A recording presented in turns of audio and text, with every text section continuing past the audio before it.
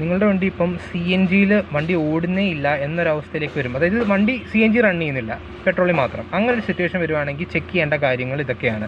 ഒന്ന്, നമ്മുടെ CNG സിലിണ്ടറിൻ്റെ അകത്ത് നല്ല എമൗണ്ട് CNG ഉണ്ടോ, അത് ആദ്യത്തെ ചെക്കിങ് ചെയ്യേണ്ട പോയിന്റ്. രണ്ടാമത്തേന്ന് പറഞ്ഞു കഴിഞ്ഞാൽ നമ്മുടെ ഫ്രണ്ടിൽ, അതായത് ഗ്യാസ് ഫില്ല് ചെയ്യുന്ന ആ പോയിന്റിലെ വാൾവും ബാക്കി സിലിണ്ടറിൻ്റെ അവിടുത്തെ വാൾവും രണ്ടും ഓപ്പൺ കണ്ടീഷനാണോ നോക്കണം. കാര്യം ക്ലോസ്ഡ് കണ്ടീഷൻ ആണെന്നുണ്ടെങ്കിൽ ഗ്യാസ് ഫ്ലോ നടക്കില്ല, അതുകൊണ്ട് രണ്ടും ഓപ്പൺ ആവുന്ന കാര്യം ശ്രദ്ധിക്കുക. മൂന്നാമത്തെ പോയിന്റ് എന്ന് പറഞ്ഞാൽ, ഇപ്പോൾ ഈ രണ്ട് കാര്യങ്ങളും, ആദ്യത്തെ രണ്ട് കാര്യങ്ങളും ശരിയാണെന്നുണ്ടെങ്കിൽ വണ്ടി അറ്റ്ലീസ്റ്റ് ഒരു 10 കിലോമീറ്റർ എങ്കിലും വണ്ടി ഒന്ന് ഓടിച്ച് നോക്ക് ഗ്യാസിലേക്ക് മാറുന്നുണ്ടോ എന്ന്.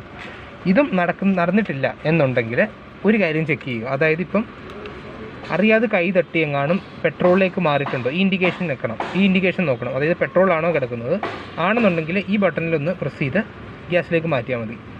ഇപ്പം അതുമല്ല കണ്ടീഷൻ, ഈ പറഞ്ഞതൊന്നുമല്ല കേസ് എന്നുണ്ടെങ്കിൽ സർവീസ് സെൻറ്ററിലേക്ക്, നമ്മുടെ സർവീസ് സെൻറ്ററിൽ തന്നെ വിളിക്കുക, ഏറ്റവും അടുത്ത ഡേറ്റിലേക്ക് ബുക്ക് ചെയ്യുക, വന്നൊന്ന് ചെക്കപ്പ് ചെയ്യുക.